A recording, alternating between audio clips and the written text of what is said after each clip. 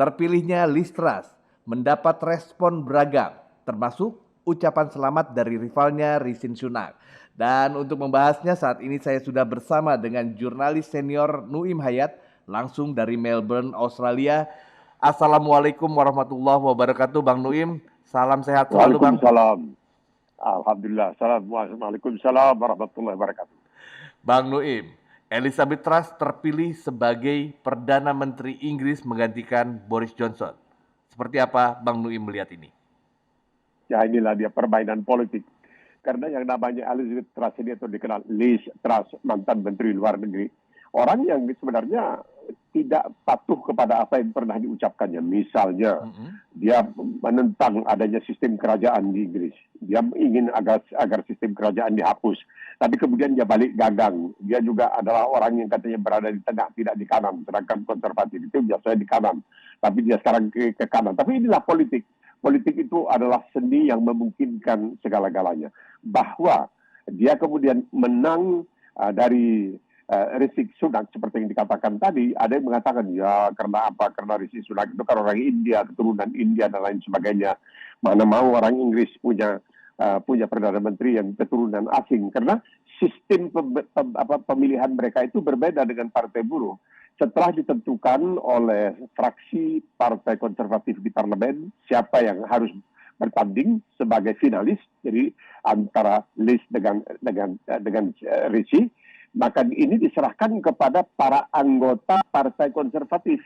Nah, jadi ada anggota yang jadi anggota, bukan hanya pendukung, tapi anggota secara resmi, istilahnya card carrying members, jadi yang bawa kartu mengatakan bahwa mereka itu adalah anggota partai konservatif. Nah, disinilah kekalahan Rishi dari Liz Truss. Banyak yang mengatakan bahwa mungkin ini disebabkan oleh ya sedikit ada rasisme dan lain sebagainya. Tetapi kemudian Liz Truss membuktikan lain lagi. Boleh dikatakan menteri-menteri utamanya itu semuanya orang-orang yang berasal dari Afrika atau keturunan Afrika, keturunan asing, bukan orang-orang Inggris asli. Memang ada yang ibunya orang Ghana, ayahnya orang Inggris, tapi tidak 100% orang Inggris asli.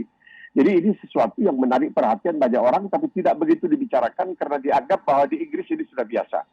Ini sudah merupakan suatu keharusan. Karena kalau kita lihat, nggak tahu kalau Iswahyudi apakah sempat melihat upacara pembukaan Pesta Olahraga Persemakmuran di Birmingham baru-baru ini, itu tari-tarian yang diperagakan dalam rangka pembukaan Pesta Olahraga itu hampir tidak ada tari-tarian Inggris, tapi tari-tarian etnis istilahnya, dari orang-orang pendatang.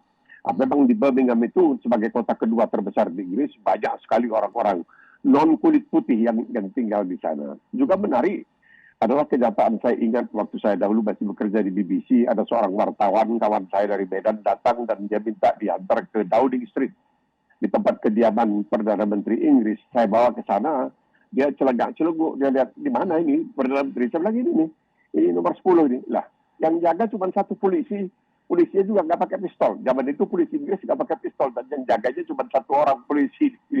Dan ada yang mengatakan Downing Street ini unik karena tidak bisa dibuka dari luar, harus dibuka dari dalam. Nah, di sampingnya itu nomor 11, jadi dia nomor 10. Nomor 11 adalah Chancellor of the Exchequer. Ini menarik.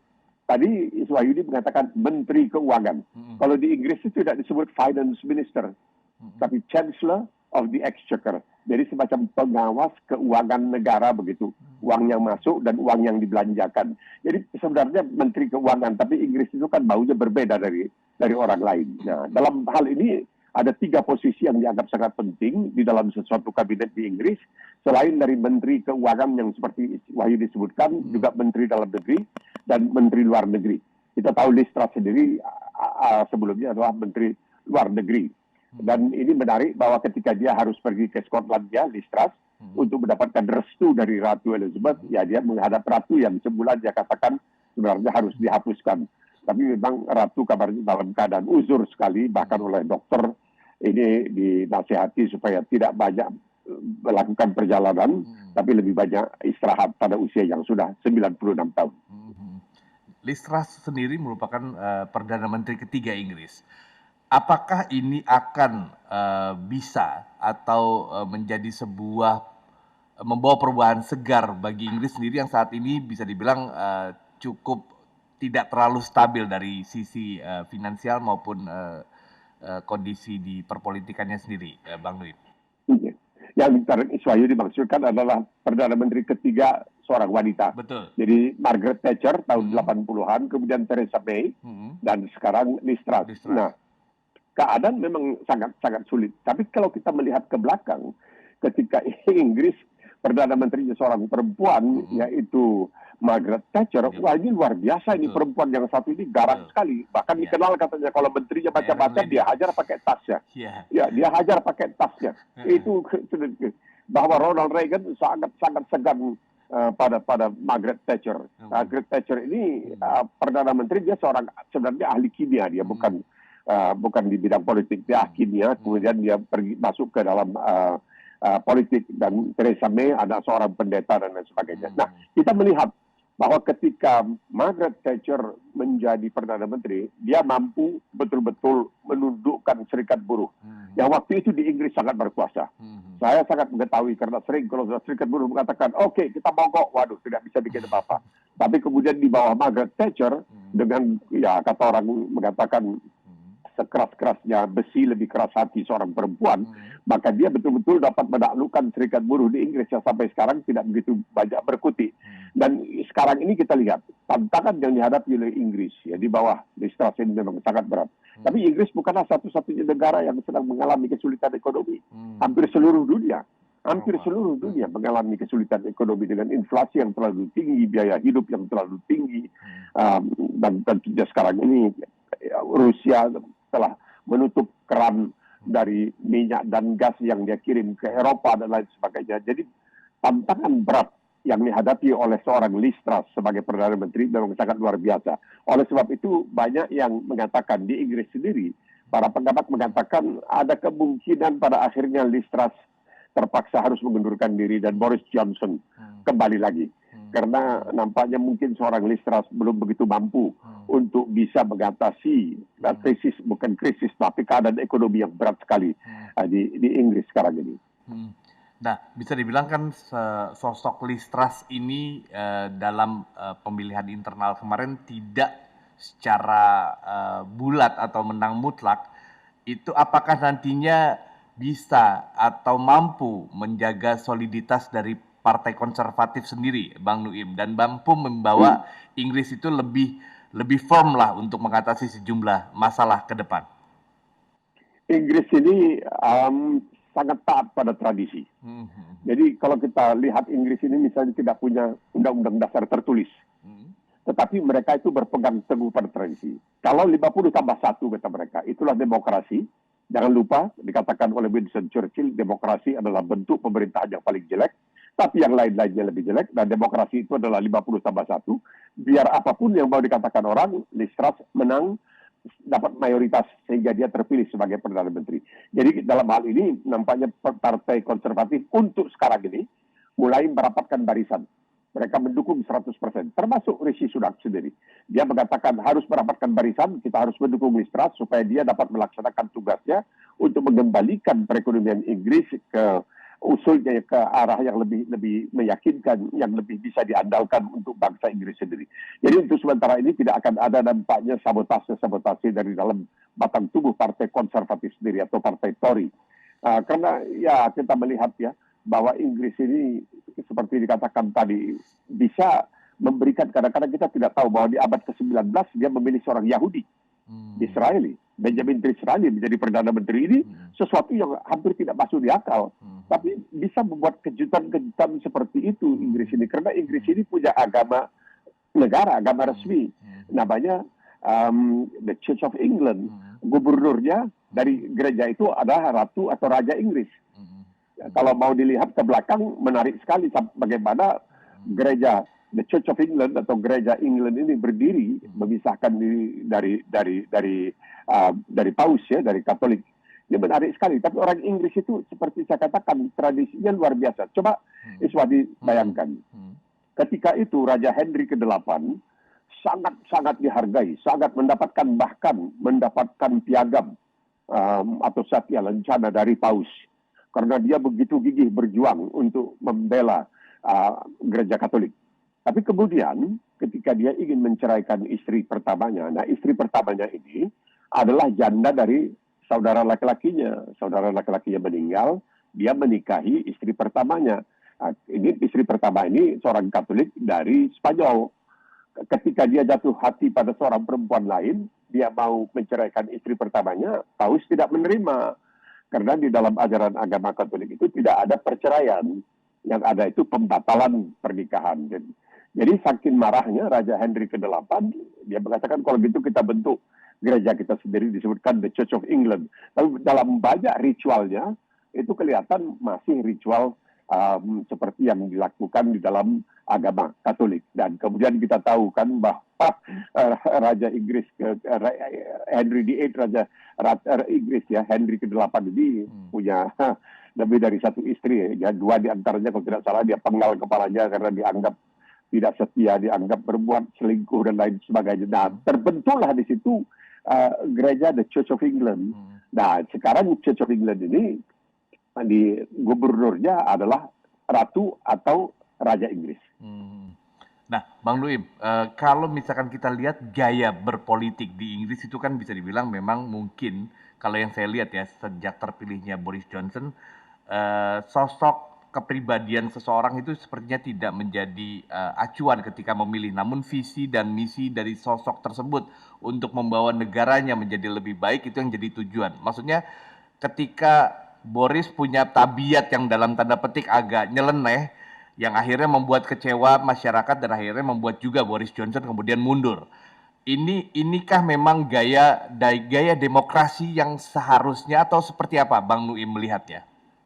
Mereka memisahkan antara budi pekerti pribadi dengan budi pekerti politik. Jadi Boris Johnson ini, dia waktu masih belum tinggal di Downing Street, ya, itu sering dilaporkan oleh orang-orang yang tinggal di dalam apartemen yang sama bahwa mereka pernah panggil polisi karena mendengar dari dalam apartemen Boris Johnson itu perkelahian dia dengan istrinya sehingga mereka pikir akan terjadi bersih-bunuhan. Apakah Johnson bunuh istrinya atau istrinya bunuh Johnson dan lain sebagainya. Mereka panggil polisi dan lain sebagainya. Tapi itu sama sekali tidak dihiraukan. Dilihat apakah dia mampu untuk terus mendapat kepercayaan mayoritas rakyat Inggris. Apakah dia mampu untuk dapat terus mengelola pemerintahan di Inggris. Kan kadang-kadang kalau kita lihat sidang parlemen di Westminster itu luar biasa. Tidak ada megah-megahan, duduk himpit-himpitan. Kalau kita lihat para anggota DPR, tapi begitu keras mereka dalam membela apa yang mereka sebut sebagai konstituen mereka, membela orang-orang yang mereka wakili, itu sangat luar biasa. Dan kita lihat bagaimana Perdana Menteri itu harus dipanggil dan dia harus berdiri di depan meja, kadang-kadang tangannya di atas meja, kadang-kadang tangannya di atas kotak dan lain sebagainya. Nah, ini menunjukkan bahwa politik di sana itu kelihatan sederhana, tapi penuh dengan berbagai macam tradisi. Sehingga setahun sekali ketika Ratu akan menyampaikan pidato tahunannya, yang merupakan sebenarnya program kerja dari pemerintah yang berkuasa pada waktu itu, maka nanti Majelis Rendah Inggris itu harus mengetok pintu, minta izin untuk bergabung dengan Majelis Tinggi. Majelis Tinggi ini terdiri dari para bangsawan yang boleh dikatakan tidak dipilih, tapi ditunjuklah untuk menjadi majelis kedua. Ya, ada juga lah pengaruhnya ya, ada juga pengaruhnya, tapi tidaklah sehebat seperti majelis rendah yang anggota-anggotanya betul-betul dipilih oleh rakyat, mewakili rakyat. Dan ini menarik sekali kalau saya sekarang melihat bahwa Margaret Thatcher dari Perdana Menteri, kemudian Theresa May, kemudian sekarang ini Liz Truss. Saya ingat ada seorang menteri dalam kabinet Partai Buruh pimpinan Harold Wilson yang terpilih pertama kali tahun 1964 bernama Barbara Castle. Dia mengatakan, kalau di dapil saya, kalau di daerah pemilihan saya terdapat lebih banyak perempuan dari laki-laki, saya niscaya tidak akan terpilih. Nah, kenapa? Nggak akan mungkin seorang perempuan memberikan suaranya kepada seorang perempuan lain. Mereka bersaing satu sama lain. Mereka lebih suka berikan suara kepada seorang calon lelaki daripada seorang calon perempuan. Itu entah betul entah tidak, wallahu alam, tapi begitulah kenyataan di Inggris. Itu permainan politiknya ada lucunya, ada humornya, tapi juga ada seriusnya. Nah, terpilihnya Liz Truss ini bisa dibilang saat ini, misalkan di dalam negerinya memang juga terjadi pro kontra, namun di global bisa dibilang dalam krisis Ukraina dan Rusia, Liz Truss sepertinya coba membangun komunikasi yang cukup baik kepada Ukraina dan ini menjadi kritik tersendiri terkait hubungan antara Inggris dan Rusia ke depan karena bisa dibilang Putin sendiri sudah melihat terpilihnya Truss ini akan membuat hubungan Rusia dan Inggris ke depan itu sepertinya tidak akan bisa mesra. Bang Nuim, seperti apa Bang Nuim melihat apakah kepemimpinan atau Perdana Menteri Inggris yang baru ini mampu membawa suasana di Eropa saat ini bisa kembali bisa dibilang kembali bersatu lah, apalagi pasca Rusia yang kemudian melakukan agresi ke Ukraina, Bang Nuim. Ya mulanya kan Liz Truss ini tidak setuju sebenarnya ketika Inggris ingin memisahkan diri dari Uni Eropa, tapi kemudian ya itulah namanya politik, jadi seni yang memungkinkan segala-galanya. Nah sekarang ini mulai misalnya koran bahasa Inggris, koran resmi, bukan resmi lah, koran yang biasanya mencerminkan sikap pemerintah di Tiongkok, yaitu The Global Times dalam bahasa Inggris, hari ini mengatakan, coba lihat itu Perdana Menteri Inggris yang baru. Yang pertama dia hubungi adalah Presiden Ukraina. Nah, itu dia mengejek itu. Jadi artinya kenapa orang yang pertama dihubungi itu adalah Presiden Ukraina, bukan misalnya Presiden Rusia dan lain sebagainya. Apakah dia akan bisa merakat kembali ini? Kita tidak tahu ya, karena penarikan diri dia, keluarnya dia dari Uni Eropa itu memang menunjukkan bahwa Inggris ini selalu menganggap dirinya lain daripada yang lain. Napoleon mengatakan Inggris itu adalah bangsa penjaga kios. Itu dia menganggap begitu. Nah Inggris ini aneh bin ajaib. Aneh bin ajaib begini, dia yang mengusulkan dalam pidatonya di depan Kongres Amerika, Winston Churchill itu mengatakan ada tirai besi di Eropa. Oleh sebab itu negara-negara Eropa yang tidak mau sampai dikuasai oleh negara komunis, maksudnya Uni Soviet, harus membentuk suatu ikatan tersendiri. Maka terbentuklah NATO, ya, terbentuk NATO, dan kemudian terbentuk apa yang disebutkan pasaran ekonomi bersama, yang sekarang menjadi European Union, Uni Eropa. Tapi Inggris waktu itu tidak mau masuk, dia nggak mau jadi anggota, dia mengusulkan, tapi dia nggak mau jadi anggota.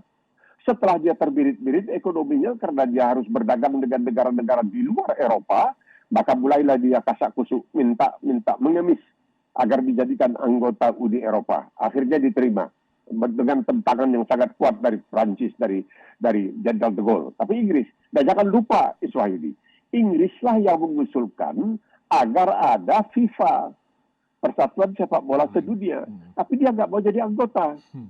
Dia menganggap dirinya lebih tinggi dari yang lain, dia nggak mau. Setelah dia dikalahkan oleh Hongaria, baik ketika bertanding di Inggris maupun ketika bertanding di Budapest, baru dia sadar, wah, sejak kita tidak masuk jadi anggota FIFA, nampaknya negara-negara lain sepak bolanya sudah lebih maju. Baru dia. Jadi Inggris ini selalu menganggap dirinya unik lah, lain daripada yang lain, dan boleh dikatakan karena Amerika memang punya jalinan hubungan yang sangat erat dengan Inggris, ya mau tidak mau kita melihat bahwa Amerika itu kan pernah dijajah oleh Inggris juga sampai mereka berevolusi dan lain sebagainya. Tapi itulah Inggris.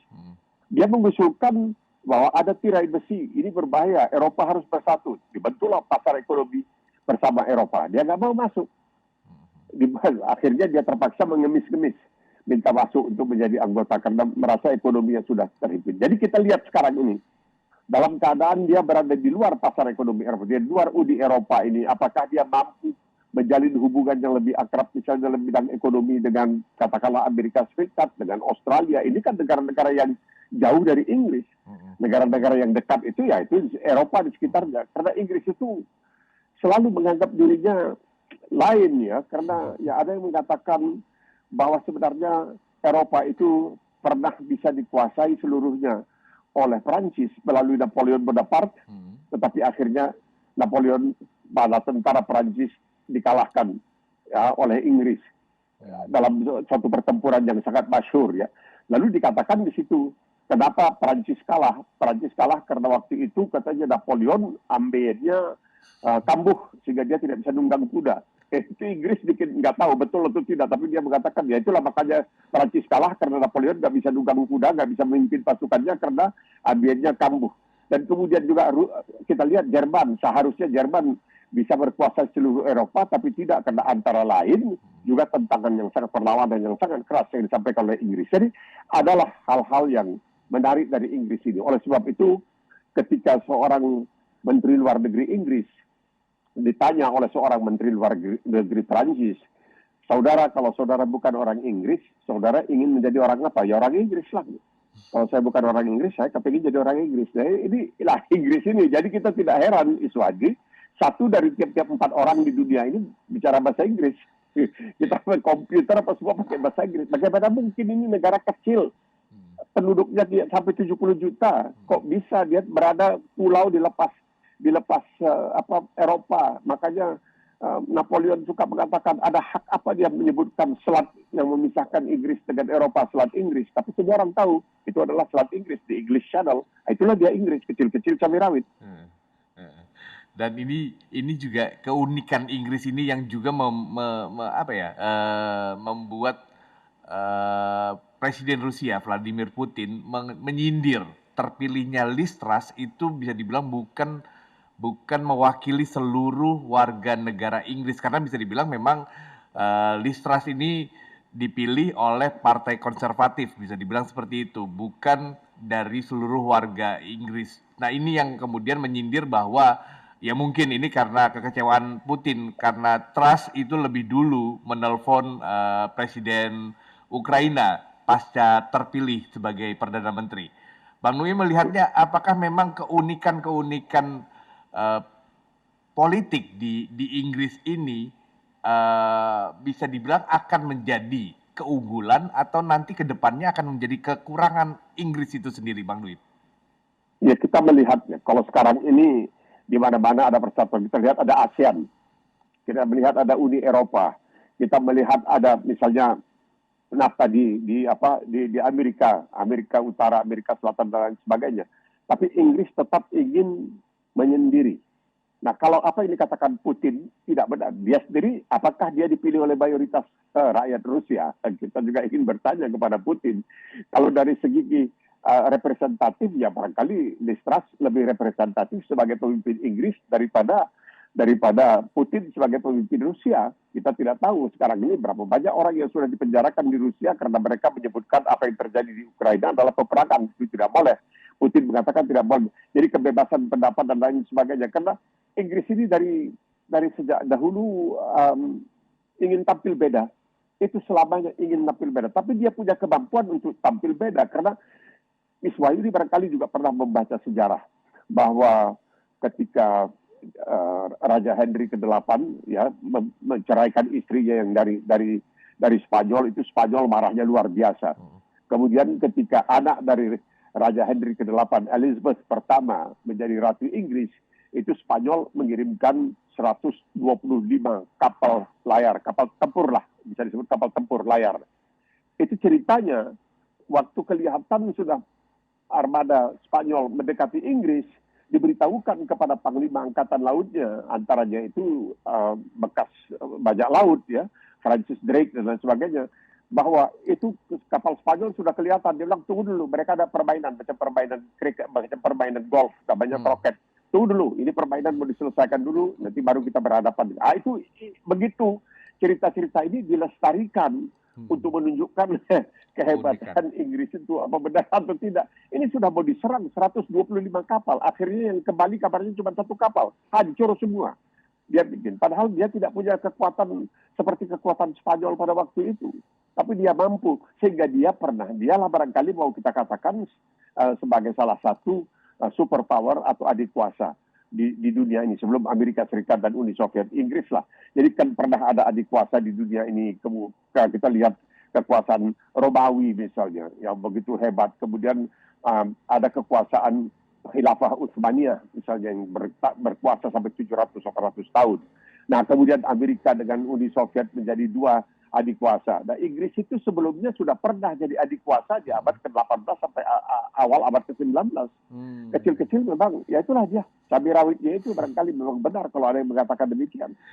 Nah, Dikutip dari medcom.id nih Bang Nuim, pasca terpilihnya sebagai Perdana Menteri Inggris, Liz Truss berjanji akan merealisasikan rencana berani untuk memotong pajak warga. Ia menegaskan hal itu akan memicu pertumbuhan ekonomi di Inggris. Bang Nuim melihat rencana yang akan dilakukan Liz Truss ini akan memuluskan dia sebagai Perdana Menteri atau bahkan sebaliknya, Bang Nuim? Inggris ini negara yang terkenal sekali karena pajaknya yang tinggi. Jadi waktu misalnya The Beatles, The Rolling Stones itu, Rolling Stones tidak mau berpangkalan di Inggris, mereka lari ke Amerika. Rod Stewart, karena The Beatles itu pernah mengatakan dari tiap-tiap $1 itulah kira-kira yang mereka hasilkan itu 87% harus diserahkan kepada negara sebagai pajak. Jadi betul-betul di Inggris itu yang mampu mengayomi yang tidak mampu. Begini Iswahili, ketika Perang Dunia Kedua berakhir, orang yang paling populer di Inggris bernama Winston Churchill. Dia pemimpin partai konservatif. Dialah dengan pidato-pidatonya yang sangat luar biasa, betul-betul membangkitkan semangat bangsa Inggris untuk menghadapi Jerman Nazi. Meskipun pidato-pidatonya itu adalah contekan dari apa yang dikatakan oleh Giuseppe Garibaldi dari Italia ya. Tetapi ketika pemilihan umum pertama diselenggarakan di Inggris, Churchill kalah. Yang menang Clement Attlee dari Partai Buruh. Orang bertanya, kok bisa? Ini orang yang notabene dikatakan telah menyelamatkan Inggris dari ancaman Nazi Jerman. Kok bisa kalah melawan Clement Attlee? Karena Clement Attlee dari Partai Buruh waktu itu dikatakan menawarkan apa yang disebutkan negara sejahtera. Berobat cuma-cuma, ada tunjangan pengangguran ini. Jadi memajak orang-orang yang mampu dengan pajak yang tinggi sekali untuk bisa menyantuni orang-orang yang miskin. Nah, ini menurunkan pajak ini ya menimbulkan pertanyaan, apakah mampu Inggris yang selama ini hidup ditonjang oleh pajak yang tinggi yang dikenakan terhadap orang-orang yang mampu, apakah dia mampu bisa bertahan terus? Kita lihat. Mau tidak mau, dia harus mengayomi, harus menyantuni rakyatnya. Karena seperti dikatakan tadi, boleh dikatakan negara pertama yang merupakan yang melaksanakan bisa dikatakan sebagai negara atau ideologi negara sejahtera itu adalah Inggris. Jadi saya juga heran waktu saya ke Inggris itu, ke dokter sebagai orang asing, warga negara Indonesia yang kerja di Inggris, kok hampir tidak bayar apa-apa kalau ke dokter dan lain sebagainya. Tapi itu sistem yang disebutkan the welfare state, negara sejahtera, di mana orang-orang yang mampu seperti ya sekarang inilah di Australia, orang-orang yang mampu dipajak lebih tinggi karena pajaknya itu disebutkan pajak progresif. Jadi misalnya kalau di Australia, pendapatan $18.000 pertama tidak dipajak sama sekali. Mulai dari itu ada yang dikenakan pajak 22%, terus sampai 33%, kebanyakan orang sampai 49%. Jadi sama juga di Inggris seperti dikatakan tadi, The Beatles itu pernah mengeluh karena hasil yang mereka peroleh itu katanya 87% masuk ke kas negara. Nah, begitulah mereka berusaha untuk mengayomi rakyatnya dengan memajak orang-orang yang mampu untuk bisa memberikan santunan kepada orang-orang yang tidak mampu. Jadi apakah dengan janji yang dilakukan oleh Liz Truss sekarang ini bisa terlaksana? Bisa terlaksana. Tapi apakah ini nantinya akan menolong dia? Dampaknya akan. Karena yang akan diuntungkan atau dilegakan oleh pajak ini adalah orang-orang dari kelas menengah ke bawah. Notabene ini adalah orang-orang yang betul-betul sangat bergantung hidupnya kepada pemerintah, santunan pemerintah. Jadi kita lihatlah bagaimana kan orang banyak yang kaget ketika di Inggris tahu-tahu wali kota London adalah seorang Sadiq Khan, seorang Muslim. Orang jadi kalang kabut. Ini sekarang juga dalam menteri-menterinya tuh ada juga yang Muslim dari Irak yang jadi menterinya dan sebagainya. Jadi orang juga melihat ini kemana Inggris ini kok mulai kelihatan sangat egalitarian, ya. Jadi tidak lagi mementingkan asal-usul seseorang itu, tetapi kemampuan dia untuk bisa memberikan sumbangan kepada kesejahteraan rakyatnya. Nah, Bang Nuim, bisa dibilang terpilihnya Liz Truss saat ini dengan mampu menggeser atau unggul dibandingkan dengan rivalnya, yakni Rishi Sunak ya. apakah ini memang masih ada? Bisa dibilang tadi Bang Nuim, ya saya juga sepakat dengan itu, bahwa Inggris saat ini lebih egaliter karena sejumlah kepala daerah atau sejumlah pemimpin-pemimpin di sejumlah kota besar di Inggris itu mencerminkan adanya keegalitarian. Namun terpilihnya Liz dari Rishi Sunak, karena Liz ini bisa dibilang tidak terlalu populer juga kalau buat masyarakat Inggris secara keseluruhan, tapi dia bisa terpilih. Apakah ini memang masih ada bibit-bibit rasis di Inggris sendiri, menurut Bang Noim? Ya, mungkin karena di sini juga pernah selingkuh ya, tapi kemudian dimaafkan oleh suaminya ya. Tadi mungkin saja, tapi kita lihat barangkali Iswahyudi ingat ya, ketika final Piala Eropa Inggris dikalahkan oleh Italia dalam adu penalti, itu yang gagal cetak gol itu kan pemain-pemain yang dalam tanda kutip non kulit putih. Betul. Oh, itu mereka ketakutan sekali itu akan dijadikan semacam alat ya untuk mengatakan, toh kalau bukan kulit putih nggak bisa main bola, padahal itu tidak benar. Banyak orang-orang yang kemudian membela itu bukan disebabkan oleh warna kulit dan lain sebagainya, itu hanya kebetulan sebagai ya apa boleh buat ya, memang nasib. Ya, memang nasib. Siapa sangka misalnya Australia sekarang ini bisa maju ke 32 besar di Qatar bulan November nanti. Tapi begitulah. Tapi ini sebenarnya juga keunikan Inggris ini harus kita akui ya. Kekurangannya ada. Misalnya kalau kita lihat waktu itu barangkali dalam sejarah dunia ya, Iswahyudi, tidak ada seorang raja yang melepaskan tahtanya untuk seorang janda, seorang perempuan yang sudah 2 kali menjanda. Itu Inggris, Raja Edward Inggris.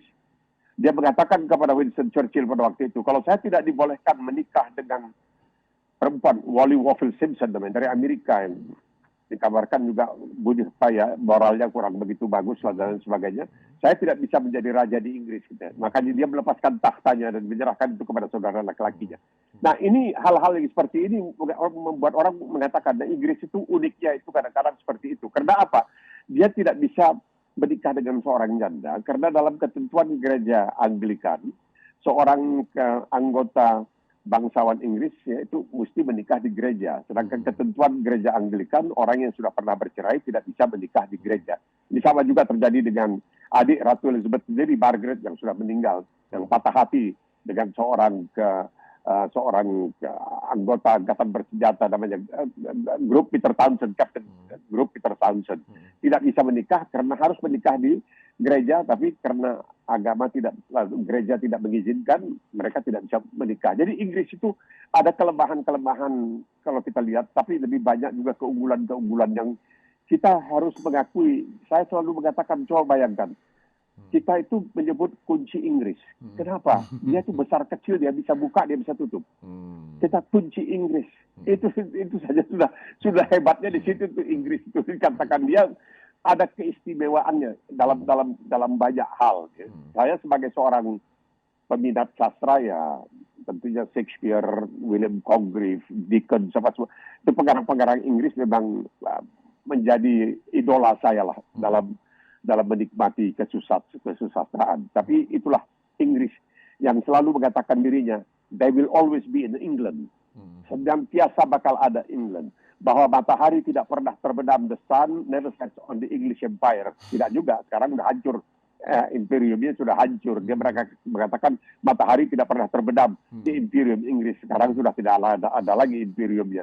Bahkan negara-negara di belahan di barat sana, ya, di Hindia Barat sana, sudah banyak yang mulai ingin keluar dari Commonwealth, dari persemakmuran dan lain sebagainya.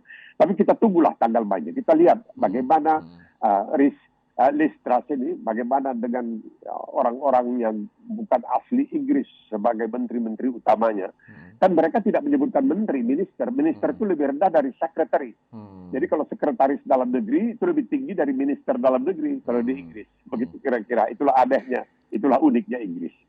Ya, kita berharap terpilihnya Elizabeth Truss ini juga mampu menjadi penyejuk suasana yang bisa dibilang agak memanas di Eropa saat ini. Dan terima kasih Bang Nuim atas masukannya, dan kita berharap bahwa perbincangan kita terkait Perdana Menteri baru Inggris ini juga menjadi atau dapat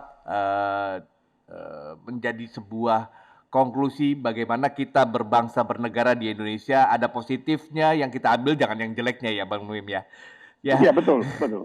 terima kasih Bang Nuim. Sampai Sama-sama. berjumpa lagi Selasa besok Bang Nuim.